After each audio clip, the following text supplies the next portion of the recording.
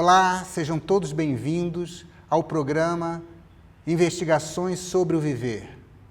Hoje nós vamos falar do desequilíbrio que existe entre o masculino e o feminino, que estão causando verdadeira destruição, tanto no planeta como entre os seres humanos.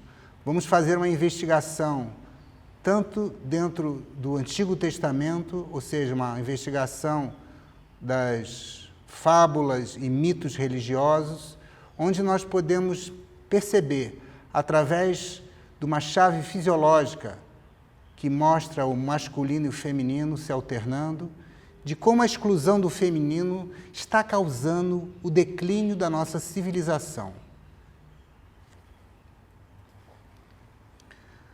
Todos nós sabemos que tudo começa no Antigo Testamento, quando existe a questão do chamado pecado original. Quando Adão e Eva estavam no Pardês, estavam no paraíso, estavam num lugar maravilhoso, e aí foram tentados por uma serpente e comeram a maçã, que também é dito como fruto do conhecimento do bem e do mal. E já ali começa que foi a mulher, a Eva, que deu ouvidos da serpente e convenceu o seu par, Adão, para que comesse e então cometesse o pecado de saberem quem eles eram. Se identificaram e aí, percebendo a sua nudez, se cobriram e foram obrigados a deixar o paraíso. O que isso significa? Significa que quando chega a consciência no estágio humano, o homem se identifica e ele percebe como ele é, como ele se veste, ou seja, quais são as suas roupagens, tanto física quanto emocional e quanto mental. Quando ele busca por uma roupa, significa que ele está se utilizando de uma personalidade como uma máscara, a persona, pela qual os gregos entoavam personalidades no teatro grego e assim desenvolviam os papéis. Como a cultura é predominantemente patriarcal, dominada pelo masculino, só os homens poderiam exercer o papel, tanto de homens quanto de mulheres. Assim, através da persona, vários homens interpretavam papéis masculinos e femininos. Então, começa a questão da mulher ter feito com que o homem, do qual ela saiu, vejam bem, primeiro foi criado Adão, depois tiraram uma costela dele para que fizessem um par para ele. E até na brincadeira popular, numa forma até burlesca e até irônica, dizem até que a mulher é carne de segunda, porque foi tirado de uma costela. Ou seja, o que significa isso? Na verdade, significa apenas que na criação do homem existem várias criações. Na verdade, significa que foi do homem vertebrado que saiu a sua contraparte na dissociação dos sexos, na diferenciação dos sexos. Porque no começo foi criado um homem que era hermafrodita, tinha os dois sexos. Houve uma diferenciação dos sexos, de acordo com a doutrina secreta, na metade da criação da terceira raça raiz. É ali que começa a individualização do homem. É ali que o homem está preparado para receber a sua mônada, a sua mente. E com a diferenciação dos sexos, há a possibilidade de ter homens e mulheres do ponto de vista da personalidade, do corpo físico. Lembrando que o espírito ele continua mantendo os dois polos, o masculino e o feminino. O homem tem o ânimos e a ânima, e a mulher tem o ânimos e a ânima também. E a parte feminina do homem na sua alma é maior por causa exatamente da compensação. Por isso dizem que o homem é, digamos assim, a cabeça do casal, porque na verdade a sua alma é mais feminina, não é? O homem tem a parte ativa e a alma da mulher é mais criativa. Nós vamos depois entrar nesses detalhes.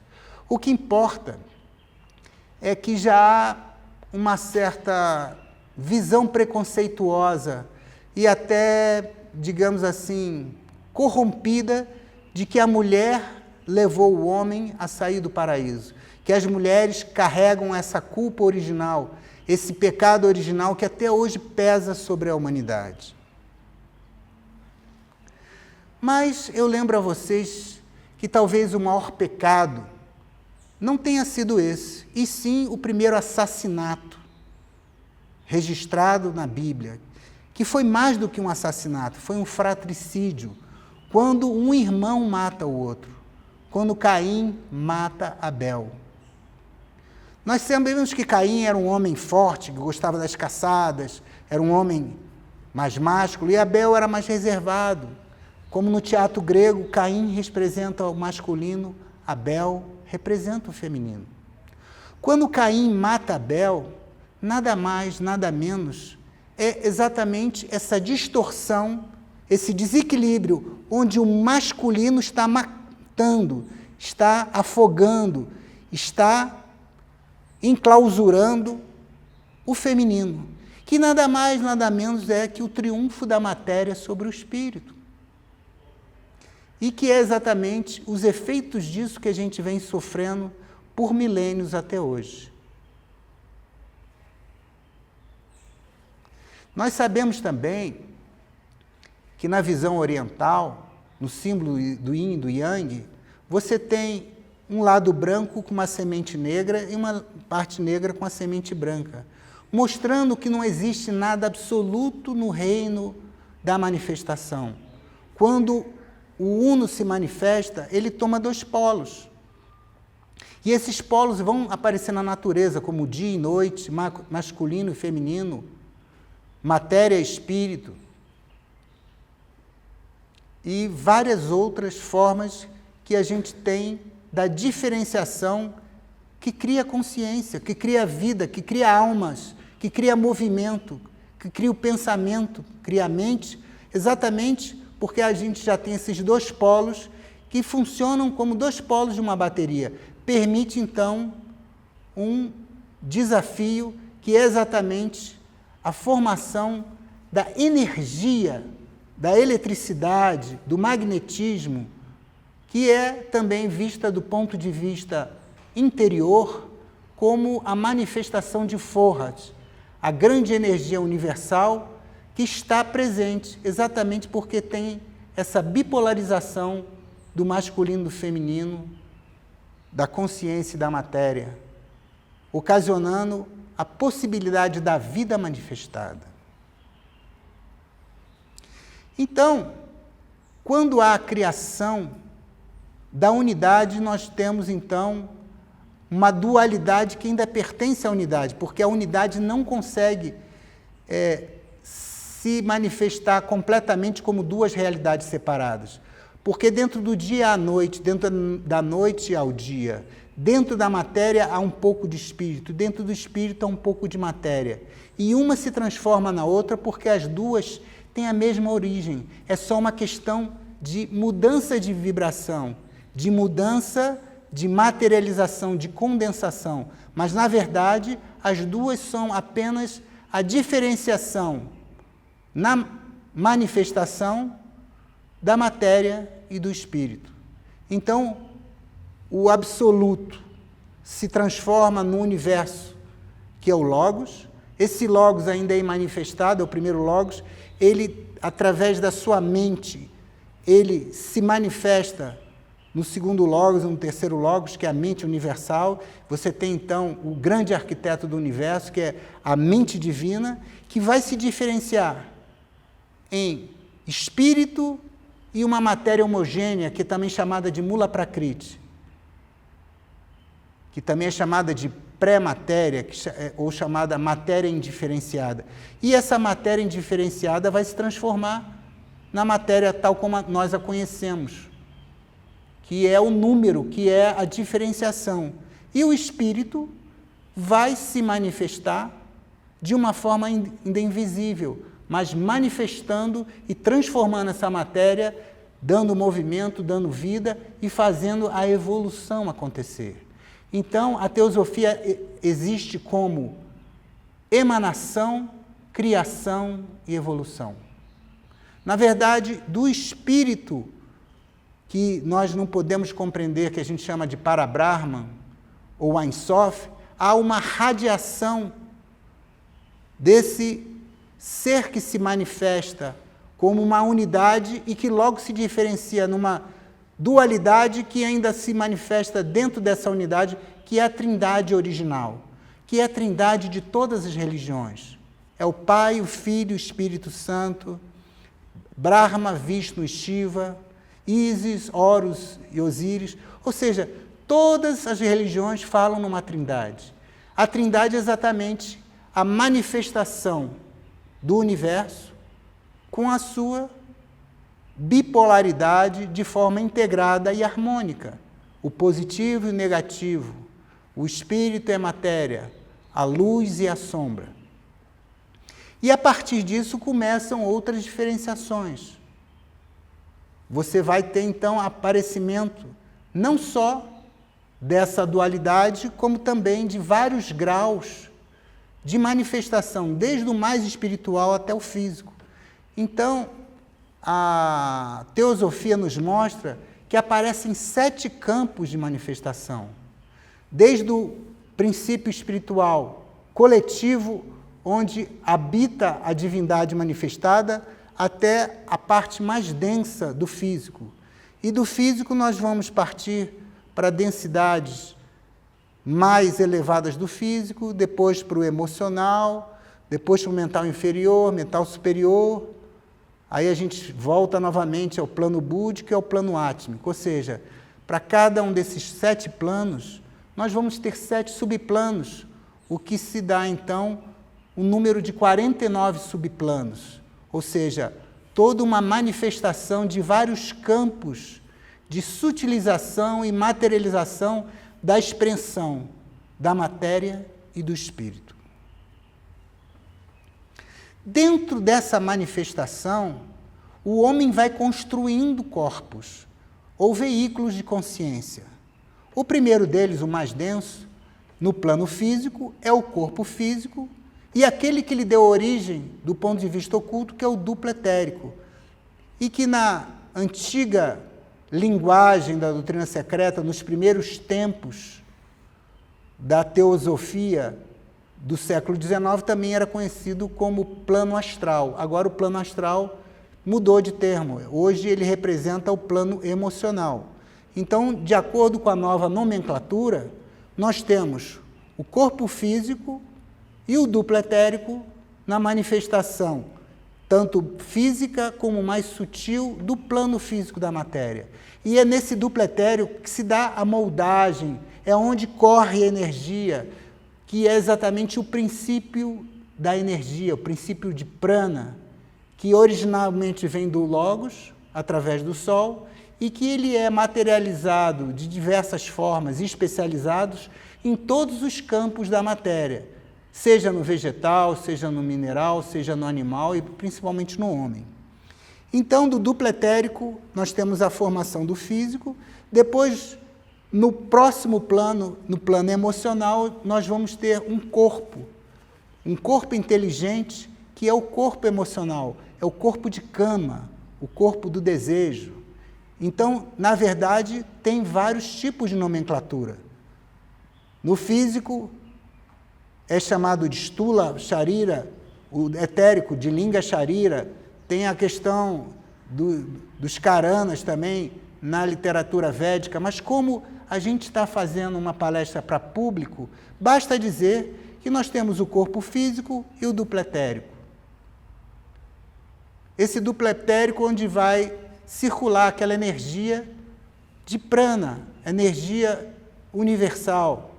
Depois você tem no plano astral o corpo emocional, onde há movimento, há luzes, há a formação das emoções que afetam tanto a atmosfera como os indivíduos, incluindo os minerais, vegetais e animais, porque pela questão da unidade da vida, tudo está interdependente. Por isso que uma pedra pode influenciar com as suas características até na cura de seres humanos.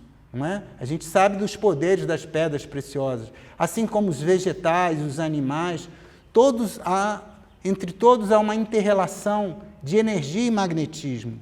E tanto os vegetais já têm incipientemente uma percepção da emoção, como nos animais, principalmente nos mamíferos, se desenvolve completamente a questão emocional. E quem tem um cachorro, um pet, um gato em casa, sabe de como esses animais desenvolvem a capacidade de surpresa, de medo, de alegria e até de apreensão quando estão passando por um momento desagradável. Mais tarde, nós vamos ter o mental inferior, que é a mente concreta do homem, onde nós temos, então, o fechamento do que chamamos a personalidade, que é o veículo de uma encarnação, portanto, mortal.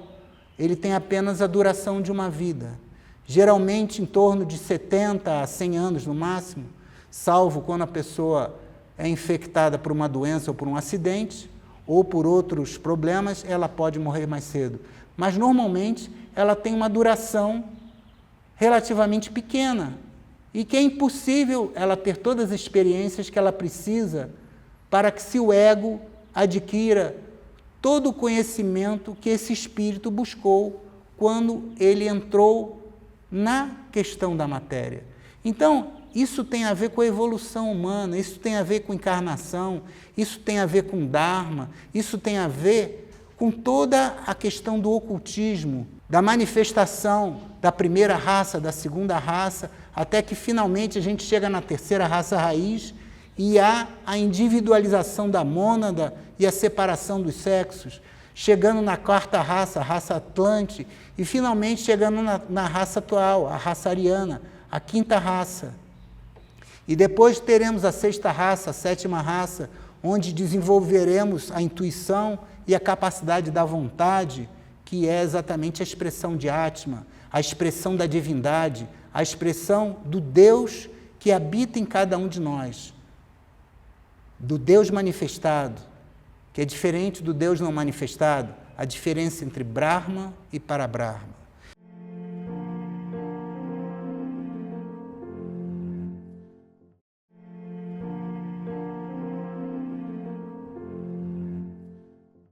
Então, o ser humano, ele tem uma personalidade mortal, do qual ele vai precisar, talvez, de centenas de encarnações para ele adquirir capacidades e dons que ele precisa desenvolver, manifestando em corpos cada vez mais diferenciados e sensíveis, tanto no físico, como no duplo etérico, como no emocional e no mental.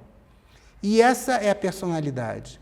Depois, nós temos o que a gente chama de individualidade, onde nós temos já um ser que já é um ser imortal, onde nós temos no corpo causal, no mental superior, exatamente onde se absorve todas as experiências que você vai passando ao longo das vidas.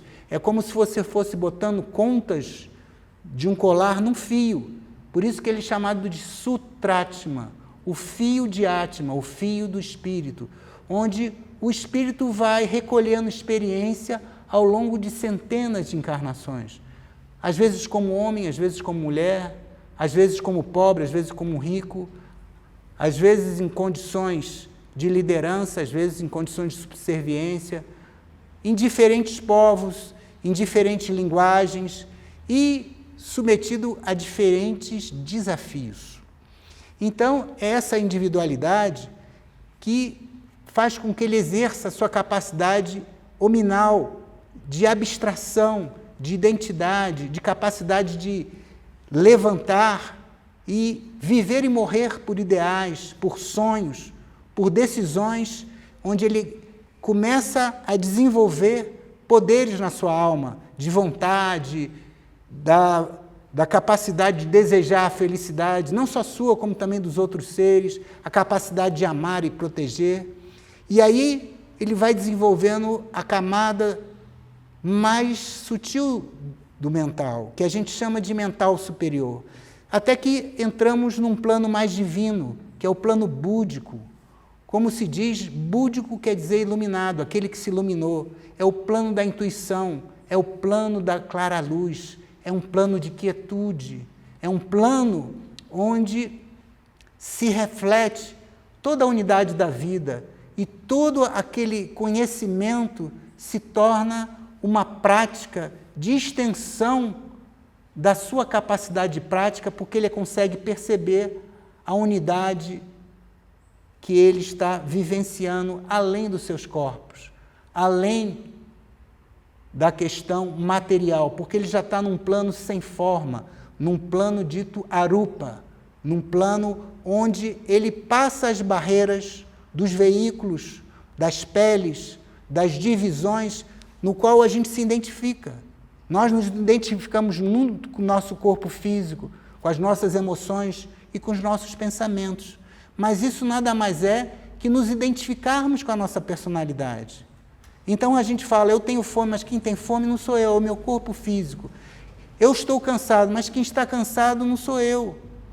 É a questão do prana que circula no meu duplo etérico e interfere tanto com o meu físico como com o meu emocional e com o meu mental. Então todo o estado fisiológico do ser humano também depende de ciclos, do dia e da noite, da atividade e do descanso, e assim também das atividades do dia e da metabolização e absorção de tudo que você pensou, sonhou, agiu e desenvolveu, que vai se transformar no karma, que também é conhecido como lei da harmonia, onde o homem vai desenvolver boas capacidades e também vai errar muitas vezes, mas ele vai ter a possibilidade de desenvolver habilidades, desenvolver capacidades. E nisso tudo, sempre com as duas polaridades, espírito e matéria, luz e sombra, masculino e feminino.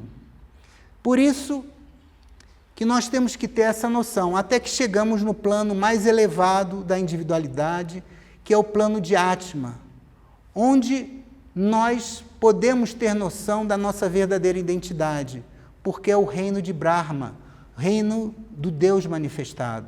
É onde o homem se vê a si próprio, onde ele vai se ver como um aspecto do Logos, porque ele já percebe que já nos planos superiores, de Adi e Anupadaka, a verdadeira nascimento da mônada.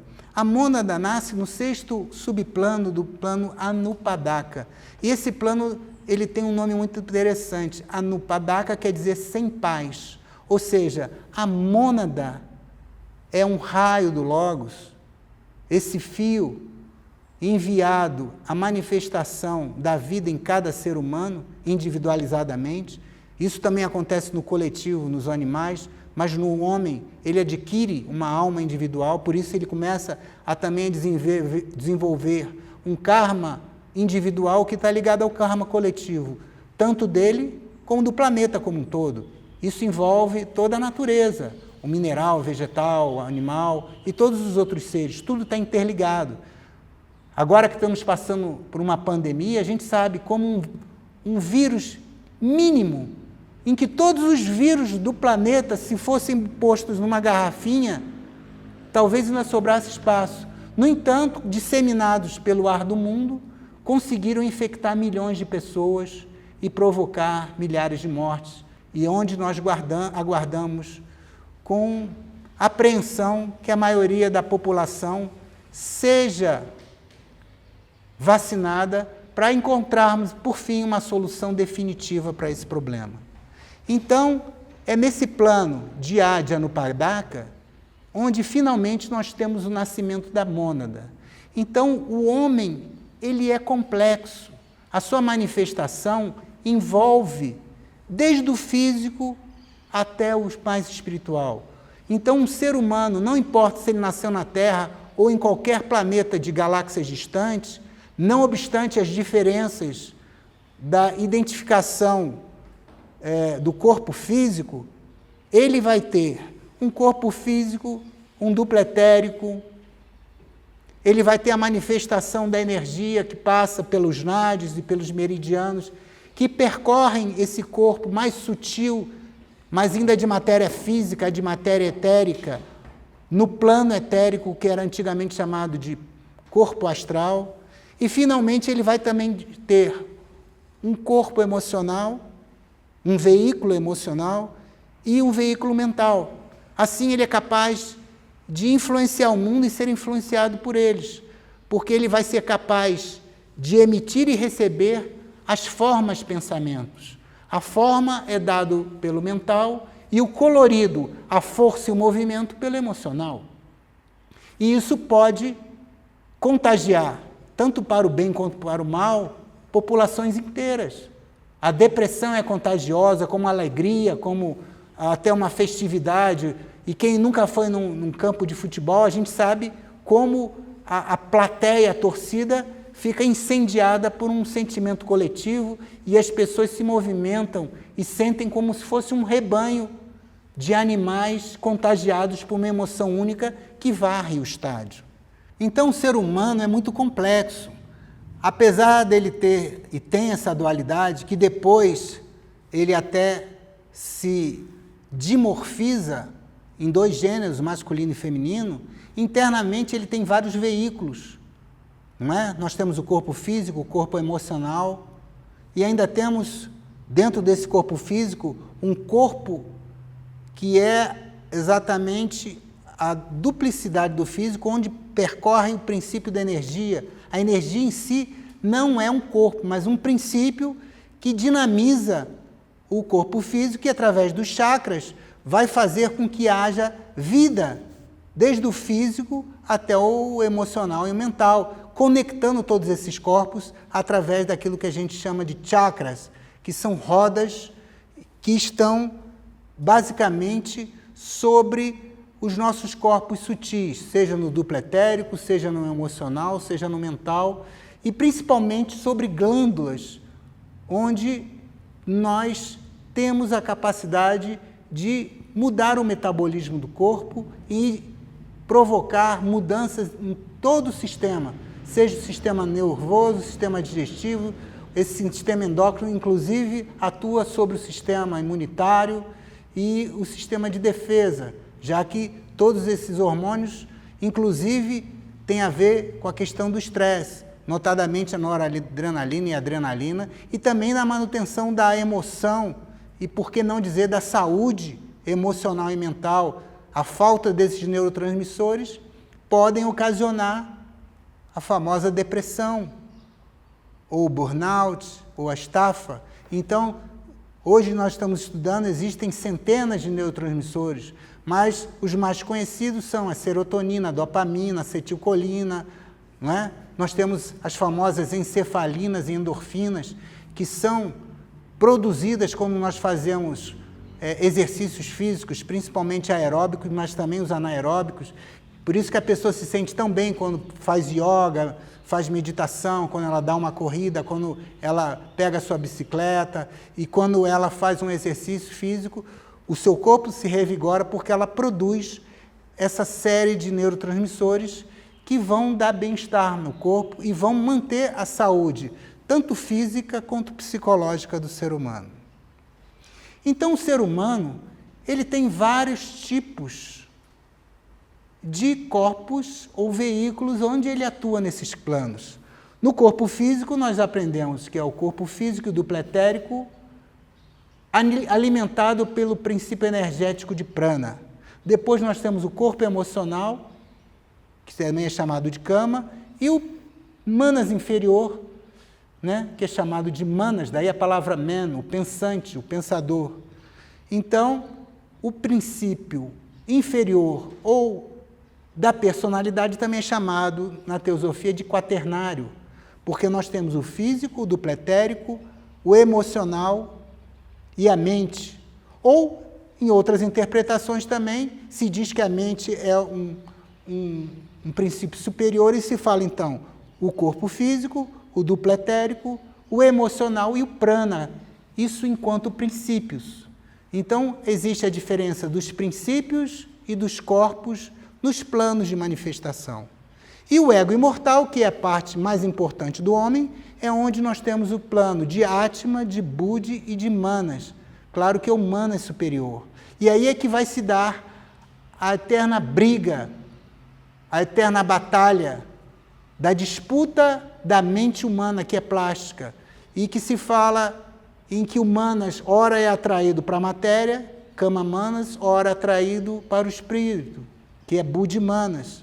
Então, é nesse verdadeiro ego imortal, que a gente chama da alma superior do homem, já que existem várias classificações, como na classificação de Paulo, corpo, alma e espírito, existem classificações como também no Vedanta, de 4 tipos de planos, mas a teosofia fala que são 7 planos, onde nós temos o corpo físico, o emocional e o mental, que constituem a personalidade, e depois nós temos a individualidade, onde se incorpora o mental inferior, o superior, e o corpo búdico e átmico, onde a gente vai ter o nosso corpo causal. E, finalmente, o plano monádico, onde nós vamos ter um raio do Logos, onde é o nosso verdadeiro ser, que é Atma, que é uma expressão de Brahma, Deus manifestado, que nada mais é que uma manifestação do absoluto, do inominável, daquilo que nós chamamos também de Ein Sof, ou absoluto, ou para-Brahma. Então, na teosofia é costume falar que nós temos o quaternário inferior, como expliquei, e a tríade superior. A tríade superior é exatamente Atma, Buddhi e Manas, onde nós temos os atributos de vontade, da sabedoria e da bem-aventurança, que são qualidades que o homem vai desenvolvendo ao longo de centenas de vidas, mas que ele já tem como potencialidade na sua alma mais superior, não na alma apetitiva, na alma animal, mas na alma que a gente chama de ego imortal, da alma espiritual. Não confundir com o espírito. O espírito seria o raio do Logos, que é a mônada, que fica no plano mais superior ainda, onde ela nasce no plano dela de Adi e se manifesta no 6º subplano do Anupadaka, que quer dizer sem paz. Talvez seja essa uma das explicações de que a humanidade é chamada de grande órfã, porque o ser humano ele tem uma mônada que ele não tem paz. Ele tem os pais, que são chamados pitres, que vão dar nascimento aos seus corpos. Se diz que os pitres lunares formam um duplo etérico, que vão dar nascimento ao físico, e que vai formando as primeiras e segundas raças divinas, até chegar na 3ª raça, que é lemuriana, finalmente na 4ª raça atlante, na 4ª raça ariana, na 5ª raça ariana, e assim as respectivas sub-raças. Cada raça tem 7 sub-raças. Então, nós vamos desenvolvendo cada vez mais corpos e veículos mais desenvolvidos para expressar melhor essa individualidade que vai se desenvolvendo, que é a manifestação da mônada no seu ego imortal, que é exatamente a tríade Atma, Buddhi, Manas. Mas, se Deus é duplo, ainda que seja uno, se Ele é Pai, Filho e Espírito, então Deus é Pai e é Mãe. Não apenas o Pai, não apenas o Deus masculino, mas é masculino e feminino. Então, se Ele é criativo, se Ele dá a capacidade de nascimento, se Ele tem matéria e tem espírito, já que Ele é um Logos manifestado, Ele tem que ser bipolar dentro da manifestação unificada do campo de consciência do Logos, que é chamado também de anel não passarás. Então, a nossa essência é masculino e feminino, porque é pai e mãe. Como dizem os hindus, é Purusha e Prakriti, é espírito e matéria, é céu e é terra, mas ainda continua sendo um só. Por isso que as religiões monoteístas falam, como os judeus falam, Deus é único, Deus é um. Mas ainda assim, ele tem a parte da matéria, que é mais identificada com a parte material da natureza, e a parte mais sutil, com o espírito, que tem a ver com a imaginação, com a criação e com a capacidade mental e espiritual da manifestação, principalmente do homem, na personalidade, na individualidade e principalmente nesse ego imortal, onde se dá exatamente essa luta entre o material, que é o impermanente, e o espiritual, que é o impermanente. É a luta da sua verdadeira natureza, porque o homem, ele perdeu a capacidade de se ver dentro da unidade da vida. E ele, desenvolvendo na mente, ele desenvolve a ilusão que é Maya. Ele se identifica com seus corpos na manifestação material dos planos de existência. Mas ele tem que ver que o verdadeiro ser não são os corpos do qual ele se reveste. Eles são apenas aparelhos onde ele vai recolher experiências, como um homem que põe um escafandro e vai para o fundo do mar. O escafandro não é o homem, é apenas um veículo que lhe permite estar abaixo de metros de cobertura de água, tendo através de um tubo a manutenção ou de oxigênio ou de ar atmosférico para ele consiga ter vida e ter consciência do que existe ali. Sem o escafandro ele não conseguiria descer aquele plano de matéria líquida. Então o homem não pode se confundir com seus veículos.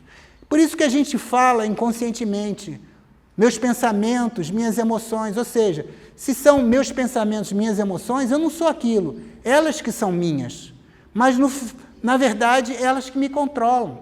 E o ser humano, através da educação, não pode se identificar nem com seus pensamentos, nem com suas emoções.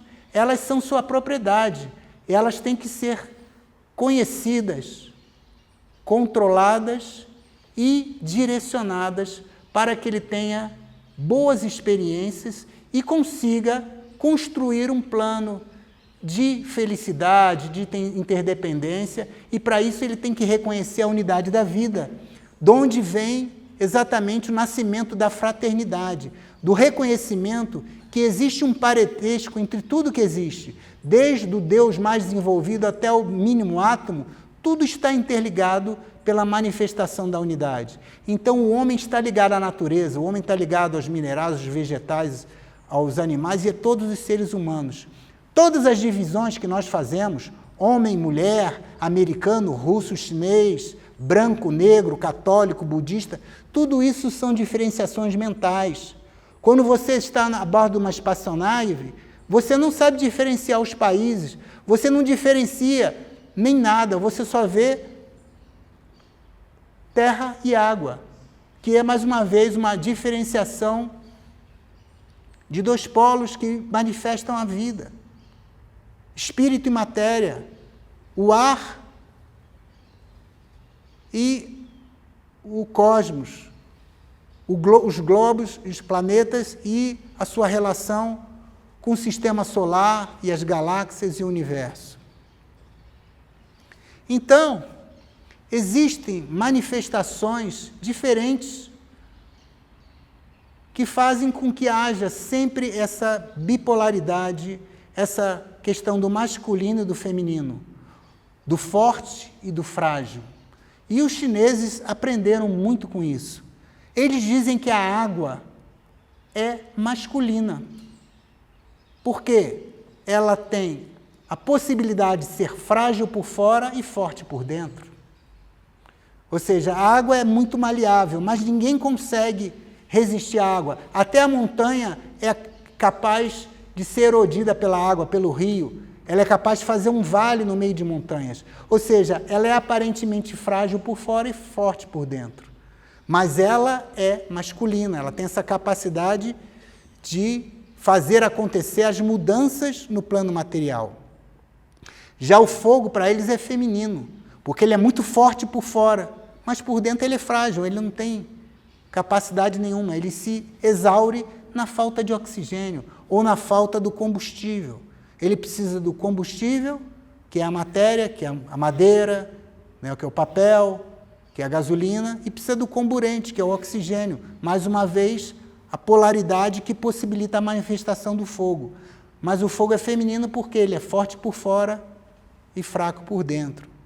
E assim nós temos todas as manifestações do trovão, da montanha, do vento, do céu, do lago, da terra, nós não teríamos aqui como mostrar como essa diferenciação do masculino e do feminino, do yin e yang, vão formar os trigramas e que depois vão formar os hexagramas, que são em número de 64, que mostram todas as capacidades de manifestação da energia no universo manifestado, onde mostram toda a manifestação de espírito e matéria nos seus diferentes níveis de inter-relação e manifestação de complexos de acordo com tempo e espaço, de acordo com pensamento e emoção, de acordo com cultura e manifestação, ora superior do masculino, ora superior do feminino, e há mudanças para mais e para menos dessas misturas que fazem com que o homem desenvolva capacidades.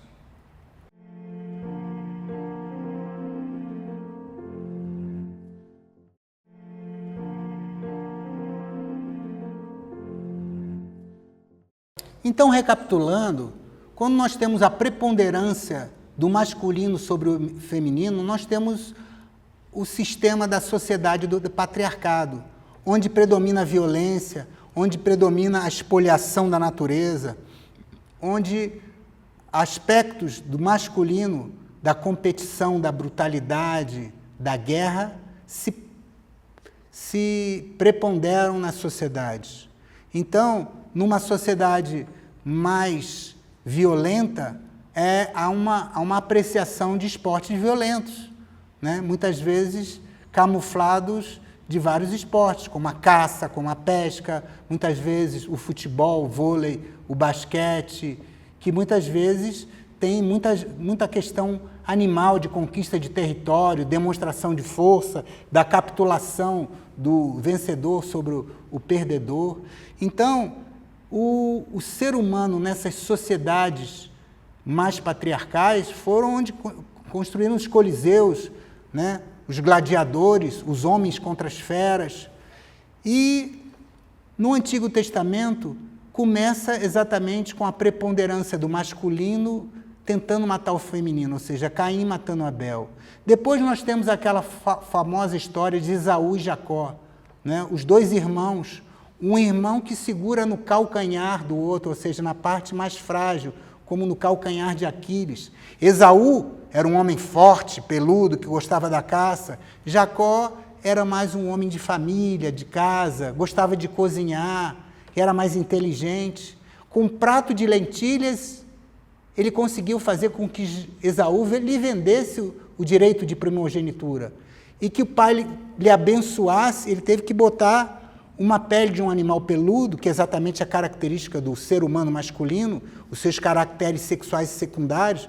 Ele era como uma moça, não tinha o braço peludo, para que o pai reconhecesse Esaú e, na verdade, estava abençoando Jacó.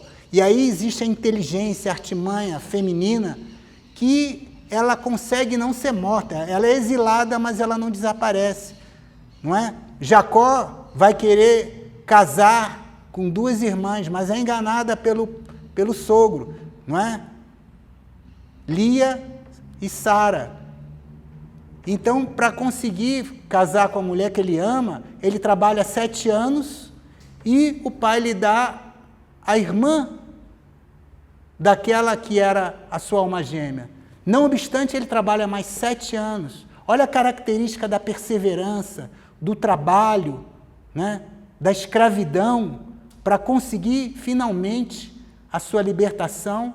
E aí, finalmente, com as suas mulheres, depois ele faz uma divisão bem inteligente. Ele escolhe os melhores espécimes do rebanho e assim consegue aumentar e multiplicar a sua descendência, como foi prometido pelo Deus único, que a gente agora sabe que é pai e mãe, não é?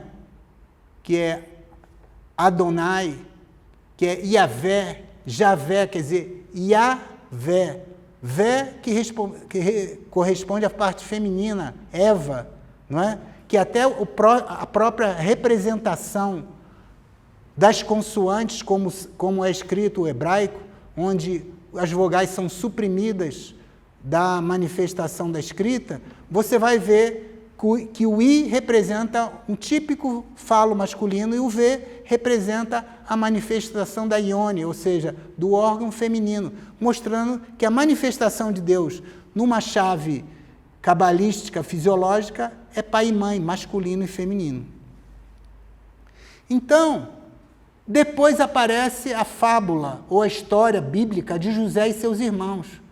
Todos os irmãos mais fortes pegam o caçula e vendem como escravo. Lá ele se torna um presidiário do faraó, do Egito, ou seja, da matéria, no sul, não é? Quando ele desce na matéria, e ele, através de poderes nitidamente femininos, a capacidade da pitonisa, de interpretar sonhos, e o faraó, que era o dignatário mandante, o rei do Egito, tinha um sonho em que ele falava que tinham 7 vacas magras, que comiam 7 vacas gordas e que continuavam magras. Olha que maravilha! É tudo que as mulheres querem conhecer hoje, né? Como 7 vacas magras comem 7 vacas gordas e continuam magras. Porque, na verdade, como José interpretou, viriam 7 anos de muita chuva, de muita capacidade de produção de grãos, e depois viriam 7 anos de seca, de esterilidade da terra, de fome, de necessidade. Então ele aconselhou o rei que construísse silos para botar o excedente de grãos, para que naqueles 7 anos eles pudessem se manter durante os 7 anos de escassez que viriam em seguida. E o rei, assim, lhe tirando de uma condição de subserviência de escravo, lhe transformou em primeiro-ministro. E eis que quando passaram os 7 anos e a fome chegou, não só no Egito, mas todo o Oriente Médio, seus irmãos vieram da Palestina, da Judéia, procurar comida no Egito. E ele os reconheceu, como o feminino reconhece ao masculino, e às vezes não é reconhecido quando está numa posição de poder. E ele, como uma boa mulher, perdoa os seus irmãos, os aceita, os alimenta, e depois se reúne com seu pai e toda a sua família, exigindo que os seus irmãos trouxessem seu pai. E quando seu pai chega no Egito, eu fico até arrepiado, ele abençoa o faraó, porque ele é um homem iniciado, é um homem que reconhece o poder e o homem que reconheceu a capacidade do feminino, que é o que é capaz de perdoar, que é capaz de salvar a humanidade, porque tem a faculdade da intuição, que sabe se preparar nas épocas de grande crescimento, de apogeu, de riqueza, e também se preparar para as épocas de escassez, de esterilidade e até de falta de condições da natureza, como é a falta de chuvas e a seca que assolam os desertos, né, e as zonas áridas de vários países do mundo. Então, essa capacidade de nós entendermos o masculino e o feminino vai continuar, inclusive, no Novo Testamento. Jesus é exatamente aquela parte feminina que aparece consolando, perdoando, não se importando em estar na companhia das mulheres, de Maria Madalena, que tem a capacidade de se deixar até ser morto e crucificado, quando ele teria a capacidade divina de desaparecer dali. Mas ele prefere dar a vida para os seus irmãos do que atirar a vida dos outros. Ele prefere compartilhar a fraternidade de uma forma, até na vida como um mártir, como um grande sofredor, um grande santo, um grande ser, não é? Filho de Deus, mas que incorpora exatamente essa capacidade da mulher de resistir ao sofrimento, de dar a sua vida pelos demais, de compartilhar o alimento, não é? Ele multiplica o alimento para os outros, para que não falte a comida, para que não falte a bebida, para que não falte ao ser humano tudo o que ele necessita para alcançar a compreensão de si mesmo e viver forte, saudável e feliz. E o que está acontecendo hoje? Hoje nós estamos vendo que o masculino, ele continua martirizando e escravizando o feminino. E assim aparece a violência, a competição. E assim aparece a pornografia, a erotização da mídia, a inflação do sexo, a objetivação da mulher como se fosse um objeto e não uma pessoa, a desvalorização da mulher enquanto ser cidadão, de igualdade com o homem. Essa desvalorização da mulher e da sua capacidade leva a uma deterioração da sociedade. Por isso que vivemos em sociedades violentas, sociedades voltadas para a guerra, onde os filhos de homens e mulheres são mortos em função da ambição e do egoísmo. Caracteristicamente, expressões do masculino pouco evoluído, do masculino que quer se apegar à matéria e se apoderar dela de uma forma exclusiva e apegada, de forma a criar divisões, muros, a criar divisões tanto a nível físico quanto de expressões, não é?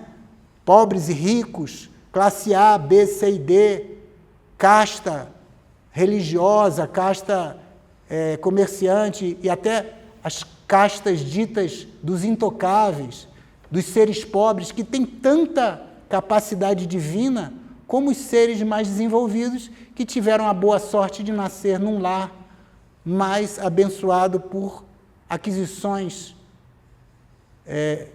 físicas, patrimoniais, emocionais e mentais. Mas se não houvesse o poder da mulher, com essa capacidade de gerar os filhos, a capacidade de criar e alimentar esses seres, a humanidade não existiria. Então, finalmente, nós chegamos num problema que é exatamente a crise. A crise em que se encontra a sociedade moderna, a crise sanitária da Covid, a crise da deterioração, da estagnação da economia, da inflação financeira, da perda de valores universais, da ética, da moralidade e da igualdade entre todos os seres, o esquecimento da unidade da vida e não mais a prevalência da coragem, da fraternidade e da compaixão, que é tão necessária para que a gente tenha essa inclusividade, para ver o equilíbrio de todas as forças de expressão da manifestação dos animais, dos vegetais e dos seres humanos. Então, quando a gente tem a palavra crise, nós temos, então, um impasse. Como resolver a crise? Então, eu desenvolvi uma capacidade de prestar atenção no que a crise quer dizer. Quando a gente tem a palavra crise